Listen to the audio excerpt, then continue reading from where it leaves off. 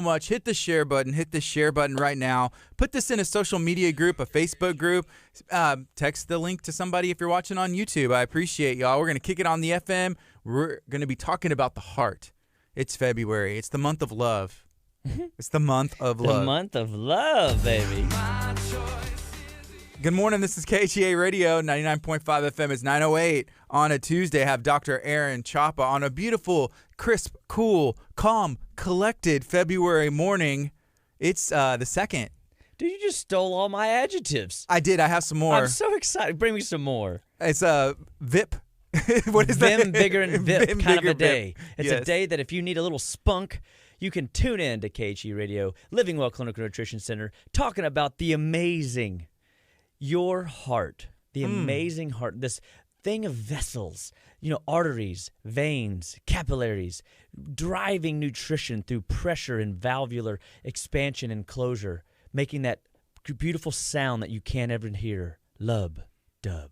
That's it. Lub, dub. Ooh. And the heart is the coolest organ in the body. Is it? It's an organ. Is it a muscle too? Or? It is a muscle. Okay. It's technically. When you look at your organ systems, a cardiovascular system, the heart. One of my favorite statistics about the heart is it pumps because it's told to, not because it wants to. So all of your muscles, for the most part, are voluntary movers, right? Like we move our arms, we move our back, we move our neck, we move our legs, feet, toes, everything, right? But your heart is electrocuted every time that it, does that lub-dub thing. That lub-dub thing, you should never feel. You should never know it's happening. It happens over 100,000 times a day. Wow. 100,000 times a day. And you should never feel it doing its job. It's like ultimate service with no, we take it for granted, no gratitude. It doesn't need gratitude or, thank you. It just does what it does until it doesn't. And, man, the heart month, I love talking cardiovascular system. This is Living Well Clinical Nutrition Center. This is Dr. Aaron Chapa. And we're going to have some fun this month, Gardy. I'm excited. How can we thank our heart? I feel like we should be taking care of it. It doesn't ask for a thank you, but we should take care of it and say thank you. That is an excellent question. How can you say thank you to the heart? Well, number one, first and foremost, if the dude don't move, the dude don't groove. That's right. Move around. Do something, because sitting is the new smoking. Smoking is one of the fastest ways that you can abuse the cardiovascular system, the heart specifically. It causes all kinds of havoc and stress on your cardiovascular system. And so when the heart is beating 100,000 times per day, I think just an understanding that it's there, present, running, for you behind the scenes. You should say, okay, well, what can I do? You could go for a 20-minute walk. One of the neat things about the heart they've done on pig studies, poor piggies, but at the end of the day, somebody's got to be the guinea pig, right? They would do these cardiovascular occlusions in the coronary major arteries of the heart. So you've got 100,000 miles of arteries, veins, and capillaries. So just to kind of put that into perspective, because, 100,000 times per day, I didn't do any, like kind of calculation to kind of make it more relevant, but 100,000 miles of arteries, veins, and capillaries is long enough to go around the world twice. So think about that. The world's pretty big. It's pretty big. You ain't going to... people have quested to sail it, and sometimes don't achieve it. Just getting from here to Missouri is 11 hours in a car at, speed limit miles per hour. 100,000 miles of arteries, veins, and capillaries to go around the heart or the world twice is a pretty remarkable idea whenever you and I are sitting right here in this room. And you would think, like, man, like 100, how small are those? Because a ball of yarn, how big will 100,000 miles of a ball of yarn be? You know what I mean? Mm-hmm. And so the arteries are just veins and capillaries are a really neat idea. And so like when I look at anatomy books, when I look at anatomy apps, and I start breaking down and looking at the complexity of the veins, the arteries, and the capillaries, you just go, goodness gracious, great balls of fire. Like, how? Like, what engineer could possibly construct such complex roadways and delivery systems, transport mechanisms to and from, gateways, way stations, if you will, stop stations, valvular stations. The idea, for example, on the arterial side is the heart pumps, again, because it's told to, not because it wants to, not because it's even asked to. It's literally electrocuted. I mean, just think of that. What do you mean it's electrocuted? That's how they get you kind of back. Is it a defibrillator or something like that? If they need to, like, I mean, but you have your own built-in, right? Electrical impulse system. Somebody described it one time. So at Living Well Clinical Nutrition Center, we're always about thinking about food. So another way to say thank you to your heart is to eat well. Green leafy vegetables, making sure that you're not eating partially hydrogenated oil, the artificial sugars, the high fructose corn syrup, the processed foods, the excessive amounts of carbs, all the Franken foods that we're exposed to day in and day out, avoiding those things more often than not. But when we look at when we look at food as medicine, the sun is a pretty powerful electrical generator, yes? Yes. I mean, it's so powerful, in fact, we can't get too close without it burning us to an oblivion. Our little bodies just wouldn't be able to tolerate it. You can't even look at it from here to the sun without it damaging your eyes. Mm-hmm. You know what I mean? So it's pretty remarkable, the sun. It puts off this electrical energy, and our body needs electrical energy, Gardy. And that's a fascinating thought. But we can't handle the sun. Right? If you put your butter knife in a light socket, that's a bad idea, right? I mean, we learned that long ago, and that's why they built those little cool plastic plugs for all over my house, all over your house, right? To my babies, kid-proof the house. And so, electrical energy in the wrong proportion to the body could be a bad gig. So the sun, massive output of electrical energy. God goes, well, I need some sort of transition from electrical energy to a downgraded electrical energy. How am I going to do that? So I don't really think he asked the question. I just think he just spoke it into existence. Praise be to the Lord. You know what you're doing.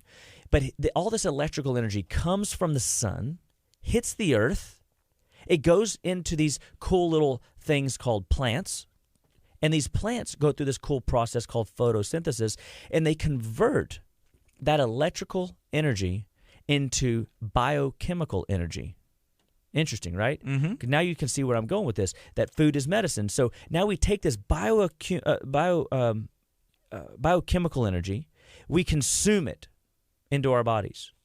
Our bodies then take this, break it down into these little micronutrients, breaks it down into vitamins and minerals and essential fatty acids, and all of these little particulate matters come together and they assimilate and activate the electrical outlet systems of our body at every tissue, at every cell in the system, activating our electrical system. Think about that. Something so abundant, so powerful, the sun, converting its power into something that we can consume, and then our bodies take that power, reconvert it into something that we can not just consume but use to drive our bodies to better productivity and to better action. And especially when it comes to the heart gets first dibs on all nutrition. So that's why when a person takes nitroglycerin, it hits those cheekies and it changes the heart function immediately. People have said that they've used bare aspirin and they've saved a life. You know, pretty cool that the body works that fast. Well, Dr. Royal Lee and George Goodhart, the developer of a technique called applied kinesiology, discovered using Royal Lee's heart sound recorder those days in the late 30s, early 40s, called an acoustic cardiograph, had the ability to measure heart sounds, if you will, with basically a glorified stethoscope, something that had the ability to go 200 decibels in hearing. So where, like with the average ear, it's like under 100. Like it's we don't have that capability just because we're not there. And yet this little machine, he was able to design. He was a mechanic, and he could just fix anything, build anything, create anything. Very amazing developer. And so he had this ability to look at heart sounds and see and watch the rhythm of the heart. And once you see, I guess, enough healthy hearts, people with no symptoms, and then see healthy symptom patterns with people that have these same tests run, you can start seeing patterns. And you can start seeing irregularities. You can start seeing missed heartbeats. You can start seeing valves not firing like they're supposed to. You can start going, well, okay, now what am I going to do about those things? And you start eating certain foods or taking certain supplements, and you can get change within seconds, within minutes, within 30 minutes. And I've seen skipped second sounds on a heart sound recorder, and it's just a common problem. They feel it, they're fatigued, they sigh a lot, like you shouldn't really hear people breathing, right? Unless they're like exercising. But you shouldn't sit across from somebody in their little lounging chair and you hear them go all the time. Yeah, something's up with that, right? And so when you see those patterns happen, you start going, okay, is that a symptom? Because most people don't even count that as a symptom today. It's just something they just think so-and-so's doing. But those are check engine lights that your body's crying out for something. But then you go and listen to the heart, you can maybe hear something. But I found that a lot of times, unless they have a blatant issue, you can't hear it. You know what I mean? Like if it's an issue, you can hear it. But we don't want to hear issues. We want to be able to see, so to speak, into the crystal ball before an issue arises, right? Yeah. That's called early detection, or even an opportunity for true prevention. If you got off the wrong exit on your way to your destination and you caught it within 5 minutes, you're only 10 minutes, out of your way. 5 minutes that you are off, and then the 5 minutes to get back on track, right? But what if you can't leverage the technology and you're 10 years down the road? It just takes a little bit longer to rewire things, a bad patterning and bad habits and bad lifestyle, to get things to course correct. You can, but it goes back to our good old tree analogy. When's the best time to plant an oak tree, Gardy? 30 years ago. Yes. 30 years ago is the best time, but today is the next best time. And so you've got to start where you're at. So if you don't know, the heart, even though you might be 30 years off track, today's the day. The thing still pumps 5 quarts of blood per minute. You know what I mean? I mean that's a lot of fluid. If you don't know what a quart is, it's 32 ounces. So 32 ounces. That's over a gallon. You go, wow, like that thing's busy. At rest, this is another cool statistic. At rest, the heart muscle works twice as hard as the leg muscles of a sprinter sprinting down a track when they're running. So think of how lean and muscular and beautiful a sprinter's musculature is. There's no fat in those muscles. I mean, there's no intramuscular fat. Those fibers are firing on all 8 cylinders. I mean, they're just pristine. The heart is pristine. It's lean. It's beautiful. And the heart is the only muscle in the body, when stimulated, doesn't hypertrophy or grow like your muscles in your body does, because it's a different type of muscle. It's a cardiac muscle, not a smooth muscle like in your intestine, or a skeletal muscle that is like in your muscles, like that you use. And so the only, these statistics for the heart are, what we know about the heart are fascinating. And what we also know about the heart from a perspective of the Egyptian population is it's also fragile. Because in the Egyptian population, I mean, when you think of like Moses' day, like true Egyptian time frame, I mean, Moses was like, 400 plus years old? He was old, yeah. Or was he young, and to us he's old? Yeah, that's a lot of heartbeats. I mean, that's a lot of heartbeats, Gardy. I mean, I'm thinking, people get to 50 years old, and they can say to themselves, I'm halfway there. I did a little bit of math earlier. At 100 times a day, that's 36,500,000 times a year. If you're going to live to be 120 years old in your lifetime, my phone kind of tripped out. 4.38, and then it says like an E9. If somebody is smart with the calculator can tell me.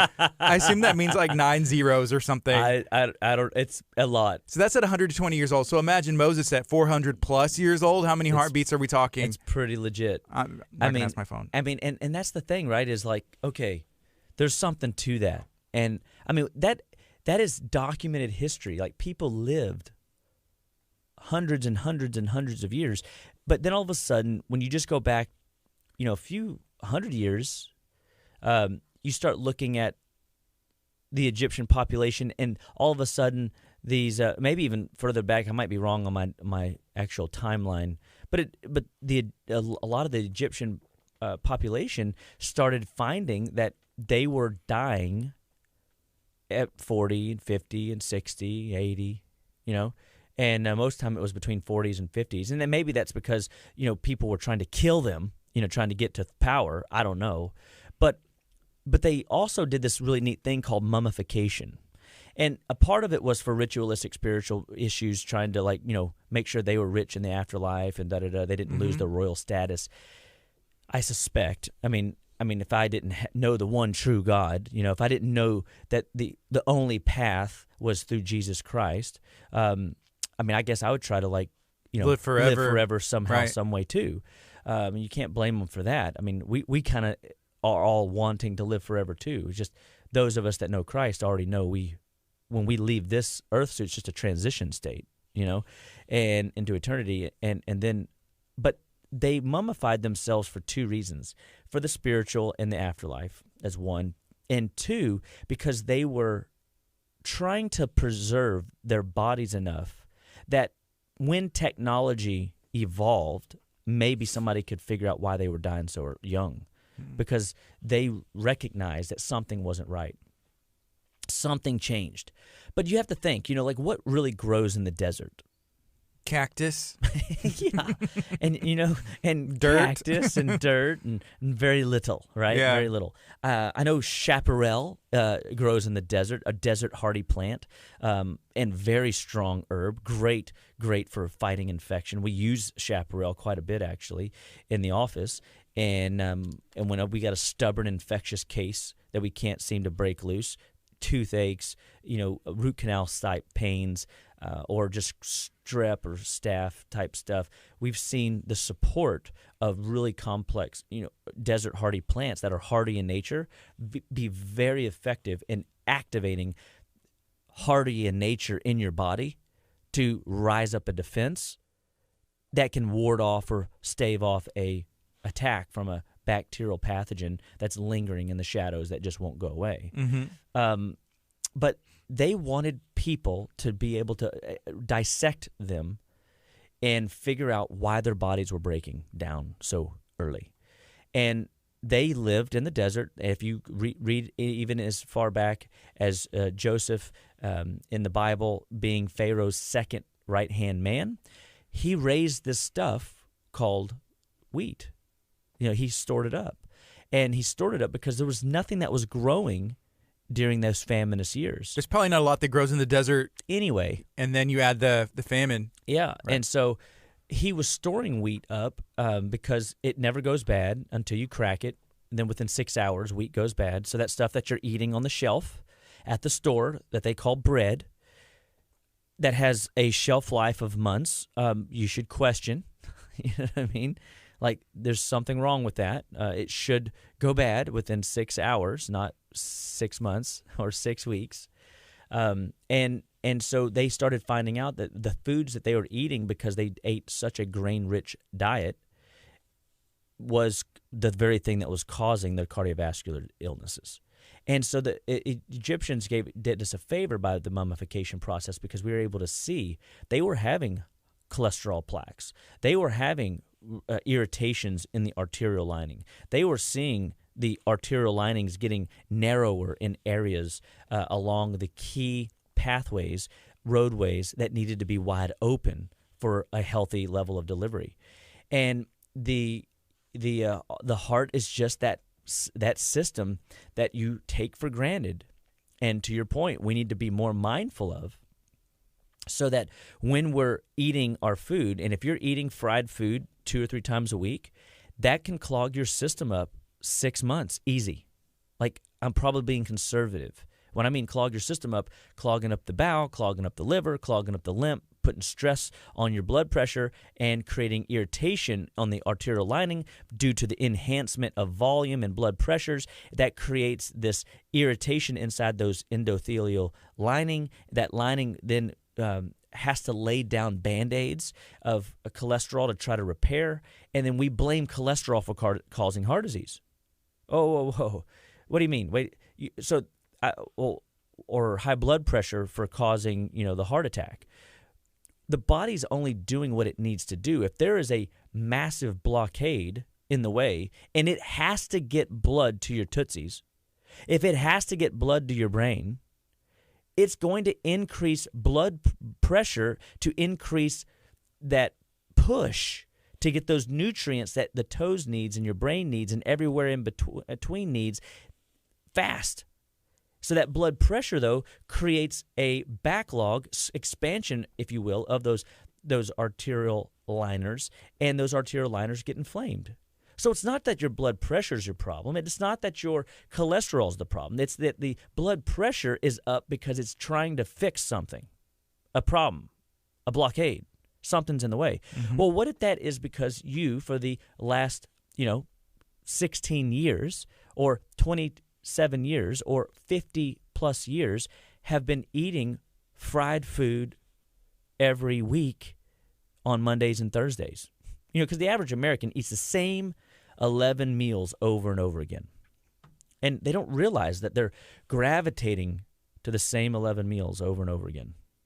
And our bodies really are mechanistic. They like same things repeated. They don't really like a lot of variety. I've kind of convinced myself, and I like variety. My taste buds like variety, but I don't think that the body really cares. It just wants my vitamins, my minerals, my essential fats. It wants to make sure that I've got adequate amino acids, that I got adequate building blocks for life to repair, to regenerate, and to detoxify on the regular.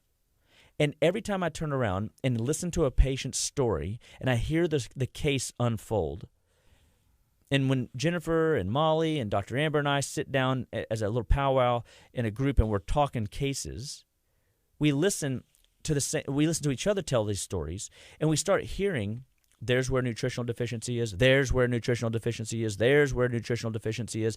And it's almost like I can pin the nutrient on the symptom. And now, I know that's a little allopathic, meaning Western medicine approach, pill for an ill, but it's not when you're looking at nutrition, because I'm not trying to block the body from a healthy function. I'm trying to assist the body in restoration, in building blocks of manifestation of good health. Like, we've got to activate the tissues and get them to work in a way that they were originally designed to work. And we might be undoing in you, when we sit down and talk with you, 2 generations of genetic bad programming. Mm-hmm. And so you've got a weaker potential system. It's okay. Don't get discouraged. Don't go calling mom and grandma and blaming them for your bad health. That's what Western medicine has taught people, and that's got to stop. You have to take responsibility. It's your life, it's your health, it's your choice, and the Bible is very clear. Assurance of victory is yours.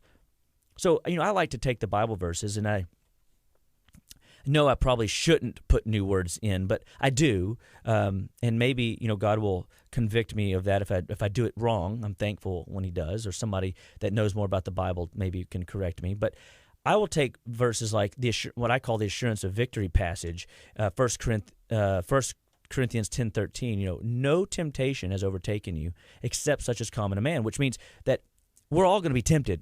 Everybody, if you've got breath, if you can hear my voice, if you can see my lips a moving, you will be tempted at some point. Even Jesus. Correct. Mm-hmm. But God is faithful, who will not allow you to be tempted beyond what you're able, but with the temptation will also make a way of escape so that you may be able to bear it. 1 Corinthians 10:13. Great passage. So I like to put words in. So no disease has overtaken me, except such as common to man, which means we're all going to face some kind of health challenge, right? No symptom has overtaken me except such as common to man. But God is faithful, who will not let that symptom overtake me. And even better, he'll provide a way. I was talking to a guy who wrote a book called 10,000 Solutions, Why Some People See Them and Most People Don't. And his name was Daniel something or other. I can't think of his name at the moment in the backside, but he was from Austin. Pretty cool guy. He signed his book, and really one of my favorite books to kind of skim through. And he was in the Amazon jungle, and he was getting a guided tour. And the the Amazon guide told them that for every stinging insect, every deadly venomous bite, every poisonous plant, guess how many remedies there are in this same area? I'm going to say at least 3. Yeah, 3 on the nose. Good job. And isn't that like God? Not to just give you a 1-to-1 ratio, but a 3-to-1 ratio, and there's probably more. We're probably just not... Haven't discovered or know of yet. Correct. And I mean, because I truly bet you that for every symptom that you're facing, there is 10 different ways to skin the old cat to get it to balance out. Now, is there too late? Dude, we had a guy come in that was 50% of his heart was firing, right? He was already in congestive heart failure. And we're running heart sound tests every 8 weeks, 6 weeks. And we're, doing chiropractic with him, and we're doing nutritional programming with him, and we're supplementing pretty heavily with lots of, good hearty alkaline ash mineral products and healthy, water-soluble, food-based B vitamins that are like the complete complex, trying to create activation in the rate, the rhythm, and the tone of the heart to improve the function. And this guy was already jovial. He was already just, what you would more or less aspire to when you get old. You want to be full of life. You want to just see Christ in all things. You want to have healthy, fruitful conversations. And, sure, stuff happens, but things just don't seem like they get under his skin. Like he tolerates the challenge of life fairly well. And we worked on him for a year. And he recently passed, but beautifully, he passed in his sleep painlessly and at home, with no drugs and no hospital stays or no lonely nights. He was with his bride, and his bride was able to usher him into the heavenlies in a real graceful manner. And what a way to depart this planet and this life and go into eternity with Christ, And I just think about the power of nutrition and, did it still hurt whenever I found out? Did I still feel, responsible? Yeah, of course, like these are my people, man. I love all my patients so much. I love, the journey that God has put before me, the task of calling. But also, I have to appreciate that 50% function when you show up. I mean, how long was he in that state? And is it realistic that we can undo it all? No, man. No one gets out of here alive, and that's a bitter pill to swallow. And I think the more we're able to face death in the eye and to embrace it. It helps us to not be afraid of it or to worry so much about it, but to just ride the wave of life that we have, and enjoy the day, enjoy the month. So we ask, how can we say thank you to the heart? Exercise. It's been scientifically proven, absolutely, positively. If you want to live long and be vibrant and vital, if you want that vim, that vigor and vip, if you want to go the gusto, if you want to ride onward, upward, goodward, and Godward, exercise, move heavy things. I think a lot of the times the number one excuse for exercise would be I don't have the time. And I've felt that way before. I don't have the time to do this. I'm too busy. Yeah, and I think that is one of the lies of the devil. I think that is our own personal reasons and our own personal excuses for, rationalizing bad behavior. I think that at some level, that's step one. And going back to the little piggies, when they would do those occlusions on their coronary arteries, they would put them on simply a treadmill at slow pace for 20 minutes. And within 6 weeks, they would do a natural bypass, meaning they would build a collateral alternate route to fix the glitch. Isn't that cool? How does that happen? That is the brilliance of the Creator. The body's designed to heal itself. But what if you ask the body to do a collateral bypass naturally through this walking program, but you eat garbage food? So another way to say thank you to the heart is to make sure that you're eating well. We just finished our 21-day detox as a family and as an office and as a tribe of patients going through the program. So proud of all of you that are on it, have gone through it, and that are going to be going through it the next couple weeks. I just want to encourage you guys. One of the best ways is to take that 21-day vacation from the stress and the stimulants, to get off of those garbage foods, to get off those Franken foods and those artificial additives and those all that denaturing that you consume on a regular basis most of the time. And that is another way to say thank you. Eating a salad the size of your head, making sure you're getting a handful of veggies every day. We don't eat enough vegetables. The average American's eating 3 vegetables a week. You need to be eating 6 servings a day, and a lot of them. And fruit isn't a vegetable. Fruit is fructose, and oftentimes when we eat the high fructose corn syrup, the crystalline fructose, when we see these other processed fructose products, and then we only eat fruit on top of it, it stresses out your liver, which then stresses out your artery system and stresses out the heart. So everything is just a process of backlogging, and those cells start to basically get in a pickle, and it's like your cells are at a frat party being served energy drinks, and it's like a frat party mosh pit of cellular dysfunction. Your body goes in and out of a state of cancer 500 to 600 times a day. It's just whether or not your body recognizes that cancer cells are there versus the healthy cells that are present, and your body recognizes, oh, that's a bad one, delete. Oh, that's a bad one, remodel. That's a bad one, deactivate. I mean, your body's doing all these cool things behind the scenes, and heart disease is still one of the number one killers in the United States. And we're one of the most industrialized, advanced technological societies in the planet. But we're also the laziest, and we're also eating, Franken foods, and we're also heavily laden with medications, and we're reaching for the wrong remedies. Practice doesn't make perfect. Perfect practice makes perfect. Because if you practice the wrong lifestyle and expect your lifestyle to paint a picture of good health, well, that might not work out too well for you. But if you get into a routine of good thinking, good eating, good processing of information in your body, so that means that your bowels eliminate very well, you sleep well, you rest well, play well, think well, move well, all of a sudden your body starts to perform well. And I like to think that we are more in control of those processes than we realize. So if you want to go onward, upward, goodward, and Godward, if you want that vim, vigor, and vip, you've got to start drinking the right fluids. You got to make sure you say drinking the right fluids. If I say drinking, you go, oh, he said I could do that. I could have a shot of something or other tonight. No.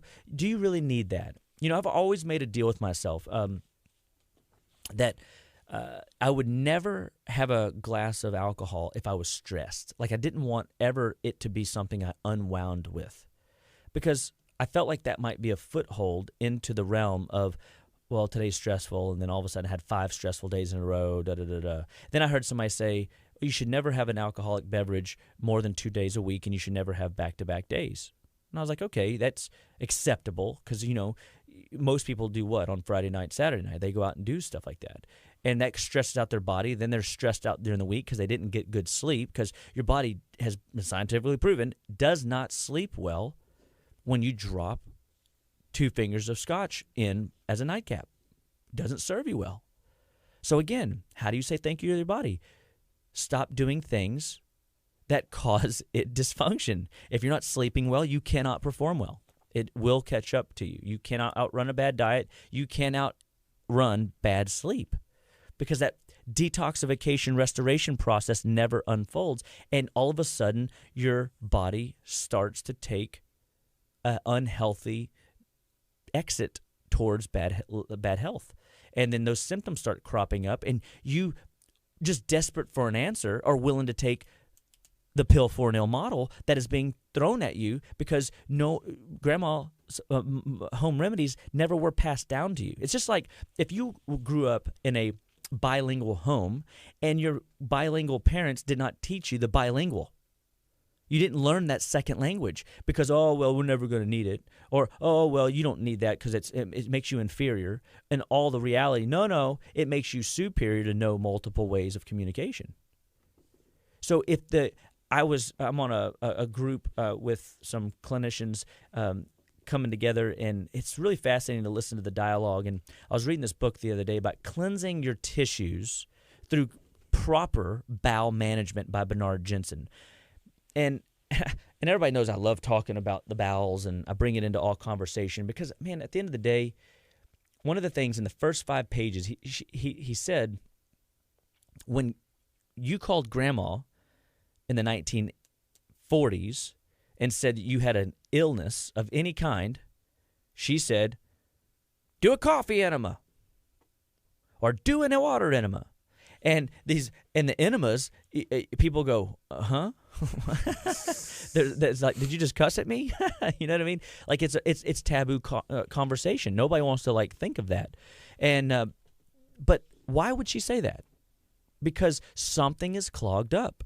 Something is backing up at the bowel or the liver, and then it's backing up into the lymph, and then it's backing up into all your secondary tissues, and it's getting stored in these vital cellular processes. And now the body has to internalize energy, sabotaging productivity, output energy, and now you're stuck wondering why your brain don't work, your joints hurt, you're getting headaches all the time, or you're gaining weight, or your hormones are wacky, and you say to yourself, oh, there's got to be an answer. And then you go to your medical professional, and they drop a few atomic bomb drugs on you, and instead of, well, how many times have you pooped this week?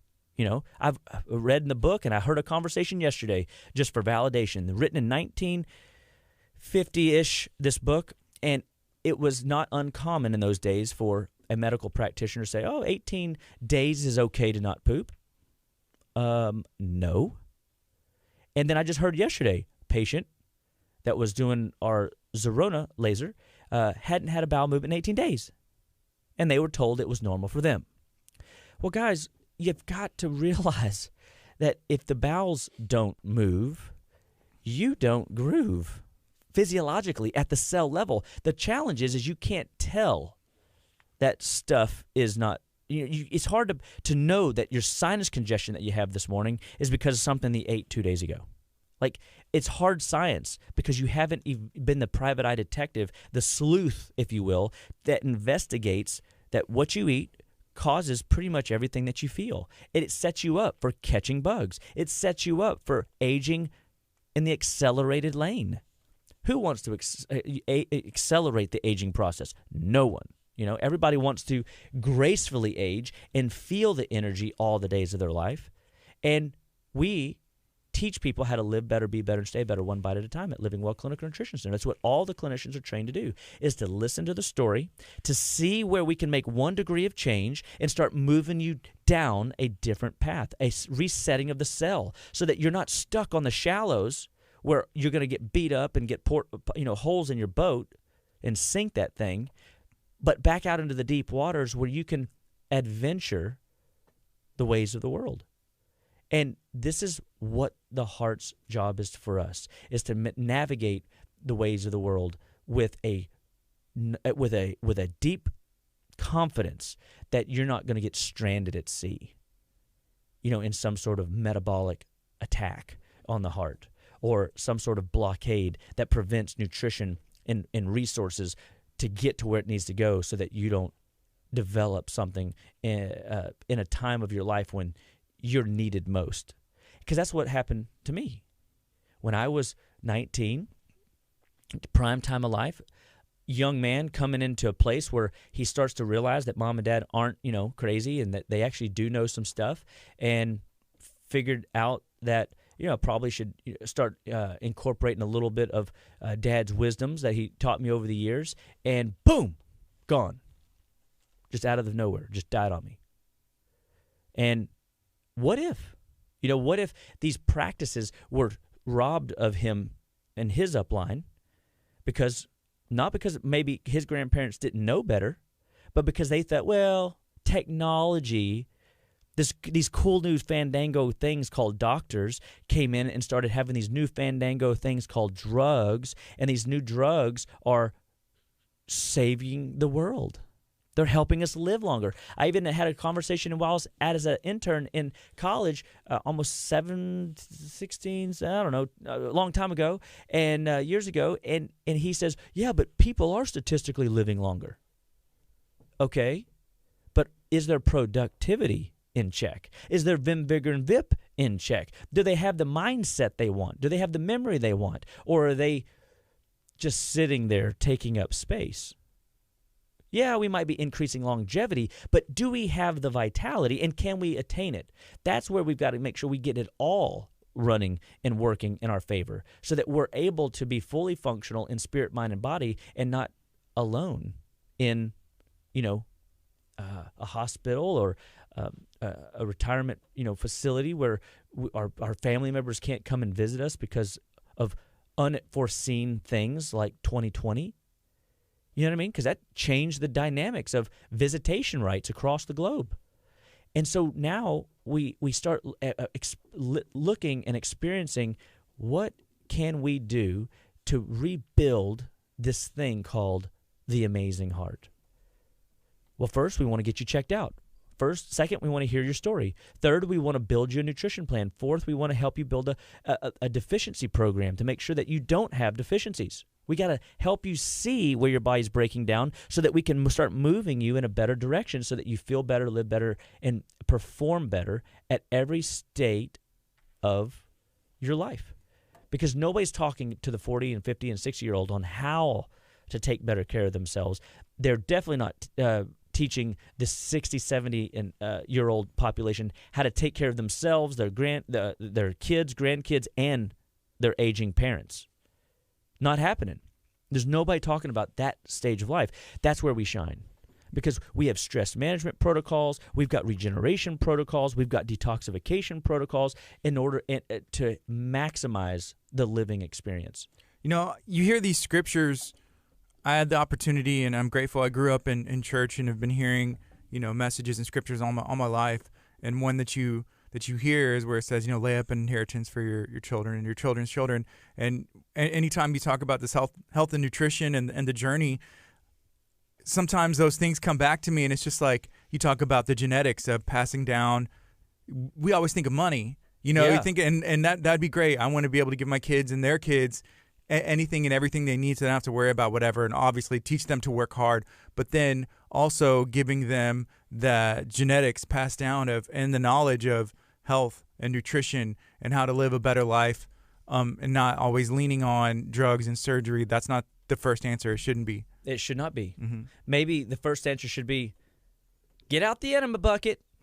That's not the first answer I thought of, but maybe like exercise, or like, hey, try the vegetables, and right. Passing that on. And then the genetics going down too. Genetics, not and I think that is a great thought, right? It's like we always think that the generational blessing is just material, and we don't realize that knowledge is power. And with no health, you don't have any money. It doesn't matter. That's right. It doesn't matter at all. And that's why a lot of people they spend the first half of their life taking for granted their youth, burning the candle at 17 different angles. I know I may, at some level still be guilty of such. But I also recognize that, most people are spending all their wealth the second half of life trying to attain an ounce of health. And, so an ounce of prevention is worth a pound of cure. So if you are being proactive and you get a heart sound test, so when we do our class this month, we'll be offering people a coupon that come to our classes, a heart sound test. And what is that? How do you test it? What does it do? Yeah, I think I might even bring it in, and maybe you could bring Kurt in here again, and we could test his heart and see how it's doing this year. Is it beating? Yeah, that's right. And there's no heart in there. That'd be one of those things. How are you alive? No. So, but what it does is it measures the valves, the mitral, tricuspid, the aortic, and pulmonic valve sounds in the heart, and we can then see what B vitamins are missing, what essential fats are missing, what minerals are missing, or maybe we need to redose some things, or maybe the heart muscle itself is just needing to be fed, and we need to do some muscle reconditioning. And the heart needs regeneration power. Now, it does get first dibs, but again, if your first dibs are scraps for what the heart really needs, is it able to regenerate at the level that it needs to every day? And I don't know, because this is where genetics does play a small role. I don't know how much health you need in order to get back to ground zero. If you're 3 generations heart diseased, well, you might be, in a pretty deep debt in the heart department and have to do more work there. But does that absolve you to quitting and just saying, well, I'm 3 generations deep? Or do you say, you know what? Okay, this is the game I've got to play in order to maximize my gene code, right? And lay up an inheritance for your kids and the future generations ahead. And because they will see you living out a lifestyle very different than the lifestyle that maybe was laid out for you as you were growing up. And no fault to the upline's, chagrin. We're educated to do what we do, and we do what we saw done, or we don't do what we saw done for what, we didn't like it. Maybe, but, think about it, just to play on the idea. If I saw my parents, and I did, so one of the things that happened to me is I was young and I was taken off of eggs and off of butter, and I had to go on a low-fat diet, and then so that basically meant I was on, I think Snackwell's, the low-fat diet, cookie of choice. And I can still see the little mock Oreo thing. Sounds delicious. And I think it was delicious back in the day, but I'm thinking, knowing that it was probably not some version of petroleum and plastic, I'm thinking, what in the world was I doing? But whatever. That's what I was educated to do. But I saw my folks also pull out these cool vegetarian cookbooks, and we started making some cool recipes, and then we'd drop a little bit of turkey on it, and then we'd drop a little bit of, I don't know that I ate a lot of fish growing up, but it was more chicken and turkeys and beef still, and but I had to give up things, and I saw that transitions begin to happen, and then I just was open to making lifestyle changes. And then the defining moment, a girl makes fun of you as a boy, and at the junior high level, very vulnerable. And do you remember her name? Of course, I know exactly who. Are it you is. friends with her on Facebook? Is she watching right now? She's not. Okay. But it's interesting. And she has no idea. And she inspired your entire life. It started there. I know. I really owe her a great deal of gratitude. Thank you. But if I told her, she'd probably feel like a heel. Right. As she should. Yeah. And be kind. And so So the reality is recognizing that when what the devil means for evil, God always turns to good, and so she didn't mean it. She was just a hormonal junior high kid too, and I was just an overweight hormonal junior high kid, and thankfully, God's angels and good teaching from my parents about self-confidence that I was able, other than skipping school and walking out the back of the school that day, I went home and slapped myself around a little bit and said, Chop, never again are we going to be made fun of for being overweight, And so I just made a call to action for myself to fix a problem. And then I started asking this question, what can I do right now? I drink a lot of these soda things, full of sugar. Said, dump it, done, easy. Then I was doing a lot of these sports drinks. I can dump it. How'd you know sugar, though? At that point, did you realize it was sugar? Or you just said, hey, these probably aren't good for me. This is a place to start. Yeah, because or is it sugar? I just knew there was a couple things that I had done over the summers prior that I knew is what caused my problem. I would eat 5 peanut butter and jelly sandwiches a day, sucked down with a soda of sorts with each one. You know what I mean? Yeah. I mean, so when you're drinking 5 Cokes a day, or and then PB&Js, and you start realizing real quick, fast, in a hurry when the weight gets packed on and somebody brings it to your attention through a nice gesture or just a blunt poke in the eye, you have an opportunity to say, okay, I could probably make that whole vegetable thing. My mom and dad wanted me to eat these vegetable thingies. Maybe I should look into that. You know what I mean? Yeah. And so. And there was still, I didn't eat a lot of vegetables, but I mean, I ate more vegetables than I would have eaten, but I got rid of that nasty sugar, liquid sugar products in a flash. I didn't drink juice. I didn't drink sugar in the tea. I didn't have, sugary beverages for 5 years. Really? I was pretty dogmatic. It wasn't happening.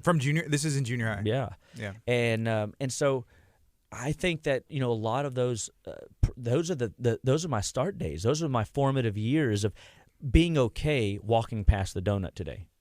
On Sunday even there was a cookie cake opportunity, and gosh, I don't know if you ever smelled a cookie cake, Gardy. I've tasted one too. And I have tasted one, and I know how chewy and wonderful that thing is in your mouth.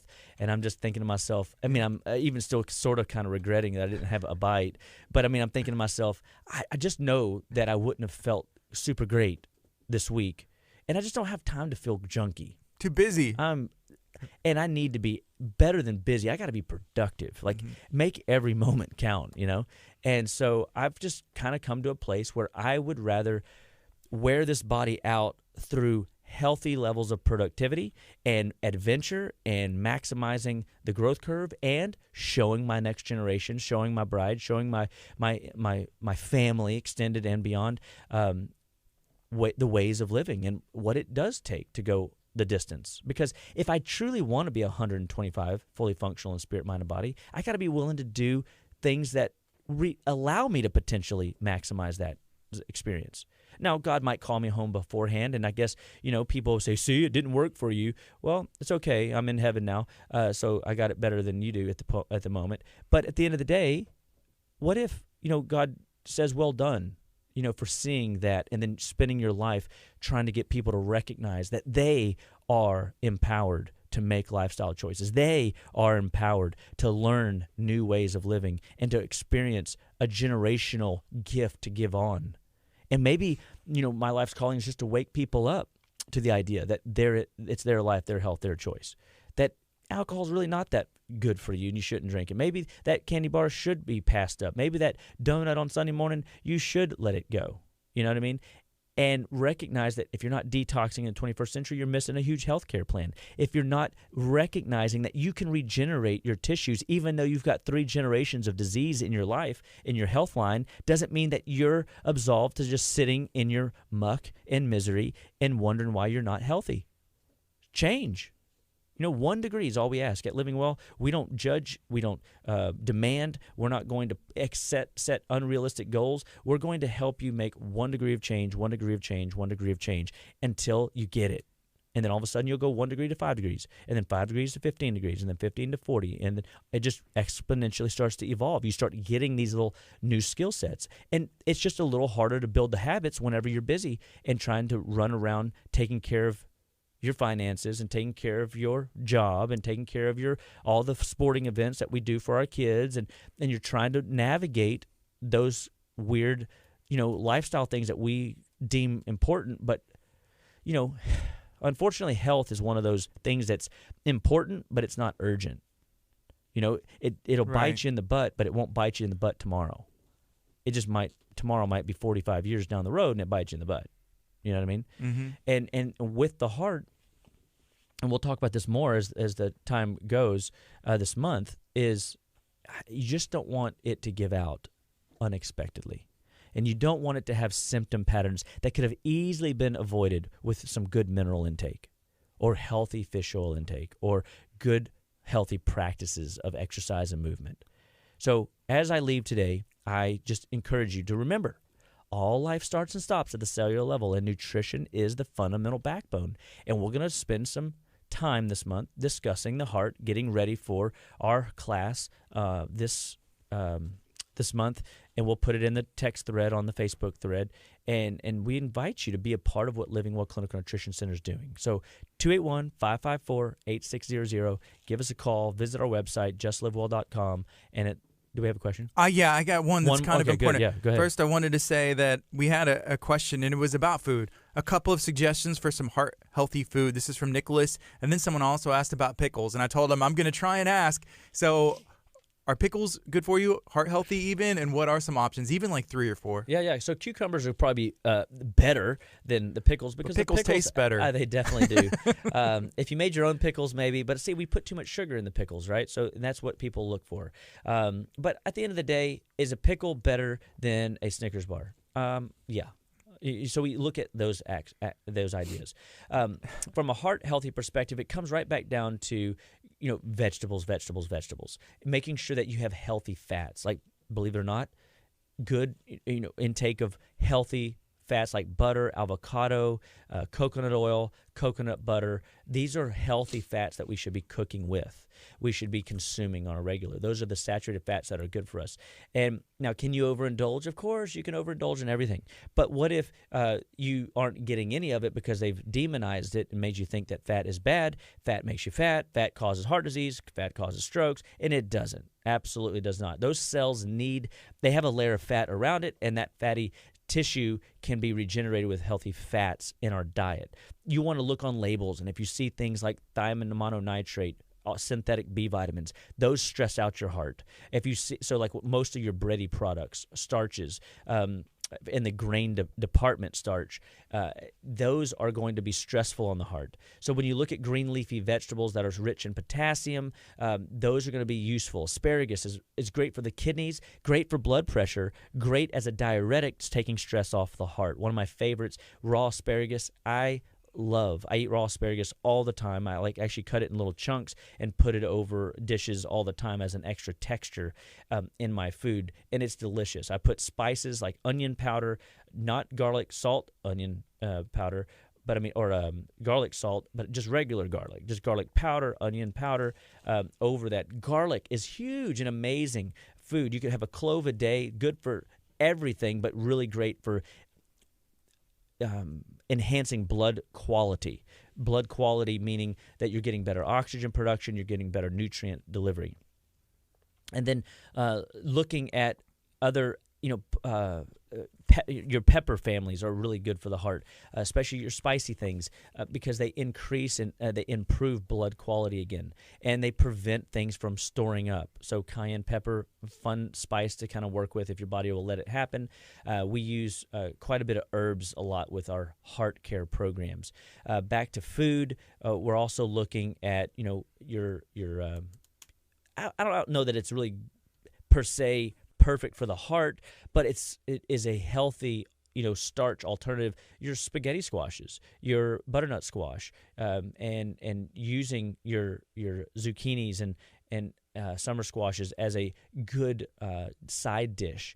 Good onion intake are also very useful, and spicing some of these things up to get these in. Carrots are fantastic, not only for your eyes but also for heart function. I mean, so there's a lot of good quality vegetables available. I'm trying to think of a couple fruits for you guys. Raspberries, blueberries, blackberries. Those are your best berries to consume as antioxidant formers that de-stress the inflammatory respect. So that's probably, a good place, and I'll bring some more as we unfold the month's end in heart health and heart function. And just remember, if you have symptoms at all, give us a call, 281-554-8600. Let us check you out. You can come see myself. You can see Jennifer, Molly, Dr. Amber, and let us teach you what we know about living better, being better, and staying better. And right now, I believe we, at this point, are still offering discounted new patient visits for a few more weeks here in February. So take advantage of those. I mean, they have been a hit for the last 20 days, and we're just keeping that door open a little bit longer.